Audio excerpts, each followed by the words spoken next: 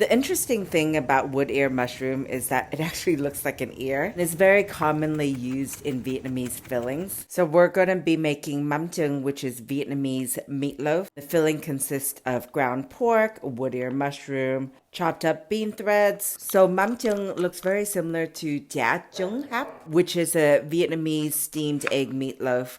The difference between the two is Mắm Chưng has fermented fish in it. It's a dish that I grew up loving to eat, especially with slices of cucumber and rice. It's just that simple, super traditional Vietnamese dish. So you want to add chopped onions to your pork mix along with black pepper and eggs and avocado oil or any neutral cooking oil and mushroom powder. A lot of people ask me what mushroom powder brand I use, and it's the Toto brand, spelled Totole. Add some sugar and chopped green onions, the white part only. And finally chopped cilantro. So this is the fish that I use.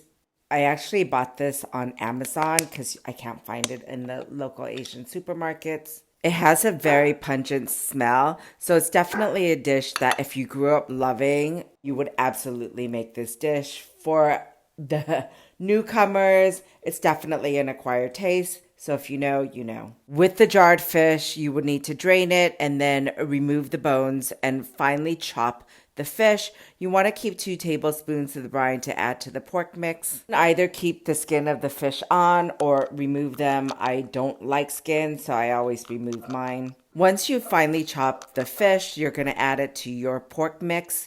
Mix everything thoroughly without overworking the pork mix. Then you're going to take a small loaf pan and then grease all sides and the bottom of the pan with oil. I use avocado oil, brush everything on all sides, and then pour the pork mix into the loaf pan. And then you're going to place it in the steamer. Make sure when you place it in the steamer is already piping hot.